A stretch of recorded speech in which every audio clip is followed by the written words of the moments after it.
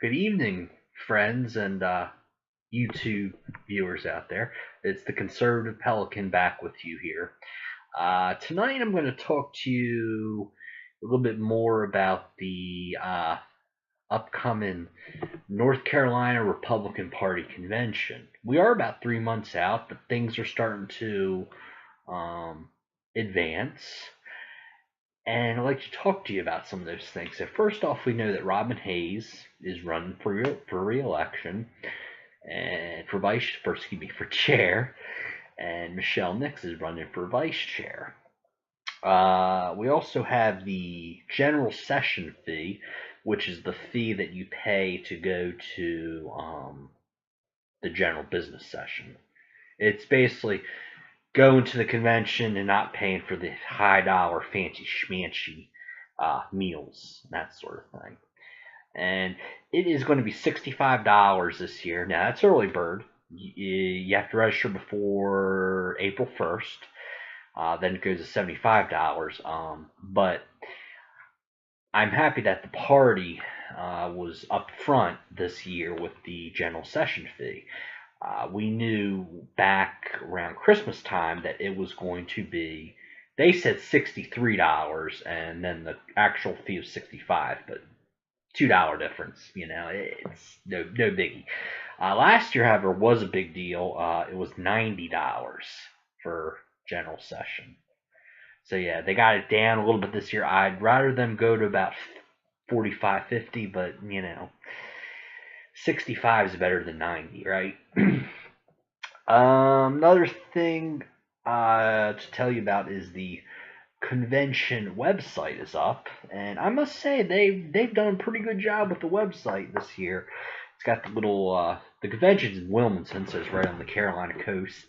So they got the beach there, the nice motif on the webpage. And the convention website, it's got the schedule on there. Basically tells you when the convention is going to be. And basically it's the same as the last 2 years, which I think is another good thing. You have your breakout sessions Friday morning, and then you have a business session from 1 until about 7, and then Saturday you have business pretty much all day, from 9 in the morning until 7 at night, except for about a 90-minute break for lunch in there. But we'll see how much business gets done this year, because I know that last year I've heard through the grapevine that there were a lot of problems with credentials, and hopefully they'll maybe get that fixed this year. Although the same administration that was running the convention last year is also running it this year, so I don't know. We'll see. Another thing. Okay. Ooh. A new thing about the convention website this year that I really like is that they have a spot on the website where you can submit ideas for all the basic business components of the convention. That is the convention rules, the state party plan of organization, the platform, as well as resolutions too.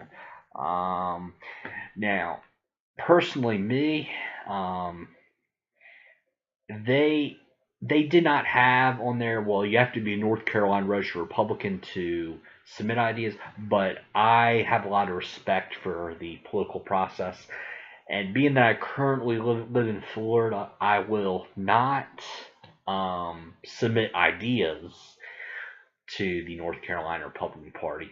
But over the next few weeks, I will be telling you some of my ideas of what I want to see in the party, and especially as far as run the conventions and everything like that. So if you want, I usually don't encourage plagiarism, but if you want to listen to my ideas and then copy them as your own, and if you're a North Carolina Republican, that is, and you want to do it, hey, no harm, no foul for me on that. Okay, that's one of the only times when I'll actually condone plagiarism on that. Oh yeah, but the best thing I like about the convention website is they actually give you a list of all the counties in North Carolina, they're having conventions this year. That's something we haven't seen in the party, I think, since ever.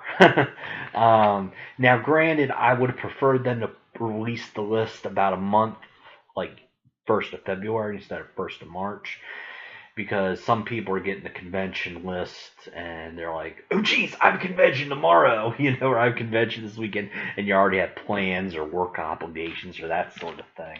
But still, it is a step in the right direction to have an actual list of the county conventions around the state. So I analyzed this list, and I also copied it with my own research. They did leave out a couple counties, I think Alamance and some others that actually, when you look at the list, it'll say Alamance County does not have a convention, but they do, that sort of thing. But I was able to find 8 counties that are not going to have a county convention this year, which I compared that to the 2014 numbers. There's the most recent that I have in my archives. In 2014, you had 10 counties that did not have a county convention. So I want to take a look at the counties here that do not have a county convention, kind of analyze why they don't, kind of thing, and why maybe some of them should. So here we go. There are Camden, Currituck, Hertford, Hyde, Martin, Pasquotank, Tyrrell, and Warren County. Now, Camden County is a very small population, 10,000 people, and it's a little bit county about the size of the edge of your fingernail if you actually look at a map of North Carolina in Atlas or on Google Maps or wherever you get maps these days, a lot of places. This next one here is pretty surprising. Currituck County. This is a county that has been growing by an average of 30% since 1990. When you look at the 1990 and the 2000 census, it's one of the fastest growing counties in the state of North Carolina, and that is because it is only about 20 miles from Chesapeake and the Hampton Roads, Virginia metroplex city. It's also only less than an hour from the Outer Banks beaches too. Let's see. So that is a county that is not organized and does not have a county convention. Another one is Hertford. Be wary of the Hereford zone, as we call it in Baltimore, little inside joke there, if you're from Maryland. You know what the Hereford zone is. Anyway, Hertford County in North Carolina, it is a majority county. The population is 24,000. It's about the same as Currituck in population. Of course, the growth rate is nowhere near as great as Currituck County. But the thing that puzzled me about Hertford, Hertford should really be an organized Republican county because you have Ahoskie and Murfreesboro, which are two pretty significant towns in that county, as well as you have Chowan University, which is a school. It's a private Baptist university of about 2,000 students. That's another good thing there, that the Republican Party, somebody should go in there and really start a party in Hertford County, in my opinion, as well as Currituck. Hyde County, let's see, yeah, Hyde and Tyrrell are two of the lowest populations in the state, about 5,000 each, and most of the county is like a wildlife refuge. It's on the eastern part of the state in the Outer Banks, very, very rural. Let's see here. Jones County, low population, 10,000. It is right between Jacksonville and New Bern, but still low population. Martin County, 24,000. Still not much shaking going on there. Let's see. Warren County. county that's kind of out in the middle of nowhere. It's kind of between Roanoke Rapids and Raleigh. It is 25,000 as population, and it's right between I-85 and I-95. Let's see here. There are two more that I want to cover. Okay. Pasquotank County. Okay. Population 41,000. Okay.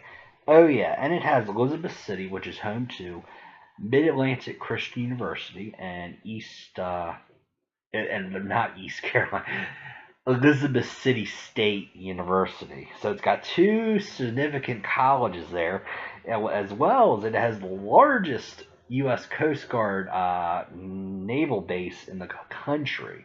Plus, it's only 45 minutes from Hampton Roads.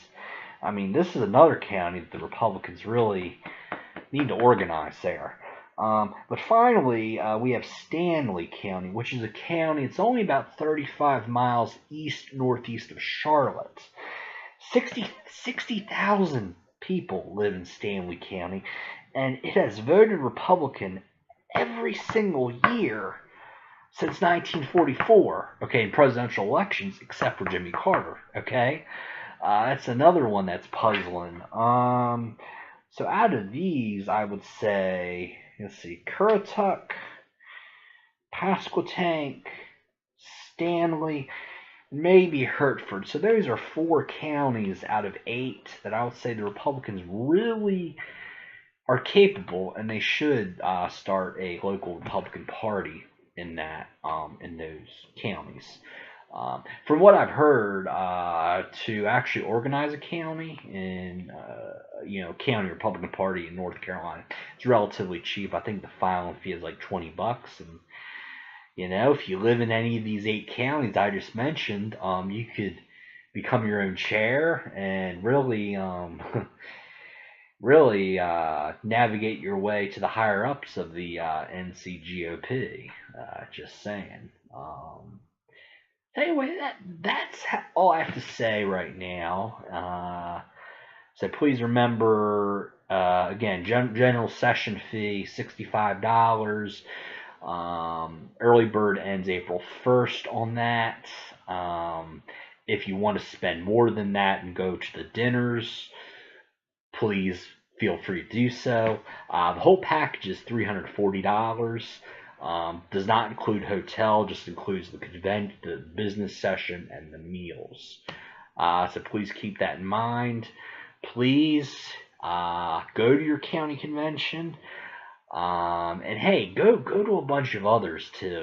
These county conventions are really where the grassroots happens. You really go and meet people. You really get to know the culture. The various personalities in the county party and the state party. It's really an interesting thing. Alright, well, I'm the conservative Pelican, and I'm going to tell you good night, and God bless. Bye-bye.